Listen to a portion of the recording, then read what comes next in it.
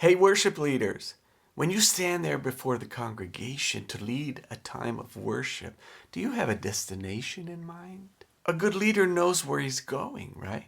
Is your divine GPS system fully functioning, up and running? Or are you just going through the motions?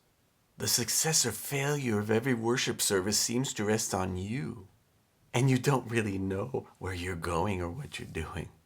The pressure of that expectation is hard to live with. If we're honest, we'd say we've all been there at one time or another. When I began to lead worship some 45 years ago, my job description was lead people into the presence of God. Oh, that's easy. How am I supposed to do that? Without any clear direction, we tend to put together song services instead of worship services. Yet the familiar words of ancient worshipers echo in our ear. Come and let us go. Come and let us go. But where are we going? Where's our destination? It's time to get our divine GPS up and running. GPS, which for me stands for God's presence satisfies. God's presence really is the only thing that satisfies. What is our destination?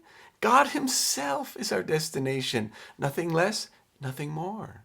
This image of come and let us go is one of three biblical images that are there to guide us in our worship experience. Worship is designed by God to have momentum, direction. The first biblical image, ascending His holy hill. Ascending His holy hill. Come and let us go to the mountain of the Lord. I love a good mountain hike. This to me sounds grueling yet exhilarating. But not just anyone can ascend and stand in that place. Only those who have clean hands and a pure heart. Sounds like we have some work to do. The second biblical image designed by God to give us momentum and direction in our worship, it's the tabernacle or the tent of meeting. I'm talking about the tabernacle of Moses. Only priests could enter. Psalm 100 verse 4 in the Hebrew language so beautifully illustrates the three distinct sections in the tabernacle. There was the outer court, so full of activity and lit by natural light. It had no covering. But after all the sacrifice and then washing in the laver, the priest kept moving. The outer court was not the final destination. Next was the inner court, otherwise known as the holy place. This place was lit by the light of burning olive oil. This is representative of Holy Spirit revelation. This place was covered with ram skins dyed red. No natural light there. But the final destination was still beyond the veil, in a place called the Most Holy Place, or the Holy of Holies. The only light there was the manifest presence of God Himself. To the Hebrew, reading Psalm 100 verse 4, the picture was crystal clear. Enter His gates with thanksgiving.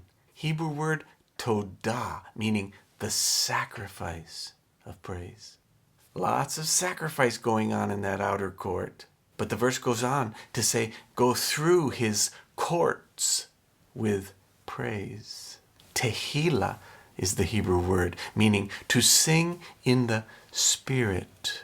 Notice that the verse says courts in plural. We are making progress. We have a destination. Tehillah is the word for praise used in Psalm 22 verse 3. God inhabits the praise of His people. God comes. God initiates. God moves. God speaks. Oh, how we need God's initiatives to have a full and complete worship experience. The verse goes on. Give thanks to Him and praise His name. Another Hebrew word for praise, this one, barak, which means to kneel quietly and expectantly. before God. Sounds to me like the focus in the Holy of Holies is more on being rather than doing. Be still and know that I am God.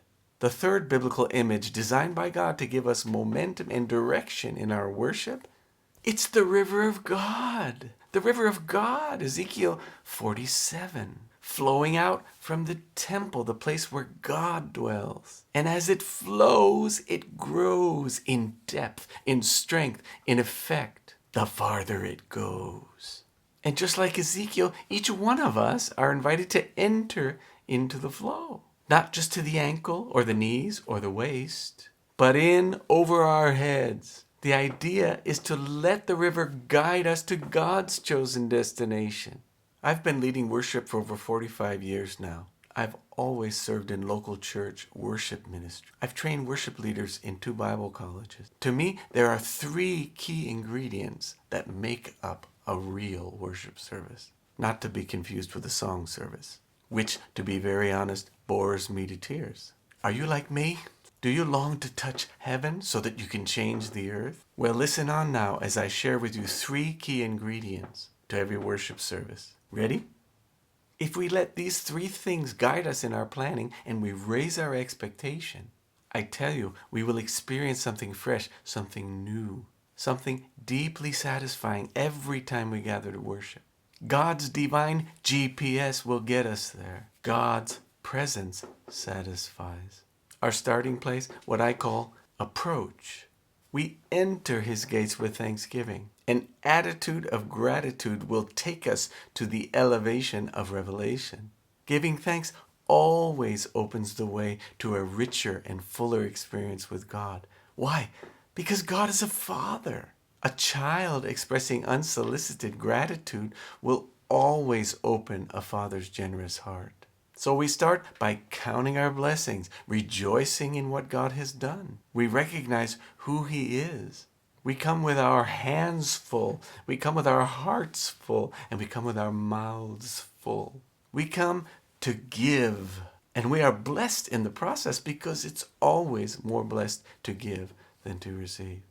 The second key ingredient to every worship experience, it's what I call encounter. We've come to have an encounter. We stay alert to God's movements. We pay attention to his initiatives. Although we have a prayerfully put together song list, we are ready to change course if necessary to stay in step with God. What aspect of his nature is God wanting to reveal to us now in this gathering? Not on some recording I listened to. Does he want to reveal to us his holiness, his tenderness, his love, his authority, his power, etc.? True worship begins where God is revealed. True intercession begins where God's burden is shared. Let's go with God. This kind of flexibility will require us to know the musical language and to equip our musicians, to give them the skill and sensitivity they need to move prophetically. But there is one more key ingredient to every true worship service, and that is response. Response. Take time to respond. Don't be in such a hurry to go on to the next part of the service. We are in a relationship with God. When he speaks, we listen. When he initiates, we respond. That's how love works. So how do we respond? Maybe by thanking him again for revealing himself to us in a fresh way. We respond with adoration. Perhaps a time of prayer. Perhaps a deeper consecration of our lives and our gifts to God. Perhaps a deeper commitment to follow him wholeheartedly. Perhaps a needed step of obedience. Are you longing for something more? Does what I just shared with you challenge you in some way? Does it challenge your thinking? Does it challenge the liturgy of your worship? Good. What questions come to mind? Maybe some very practical how-to type of questions. I would love to hear from you. Take a moment and write me a message here below. And while you're at it, hit that subscribe button. More videos will be coming. I have a passion to equip worshiping warriors. Stay tuned.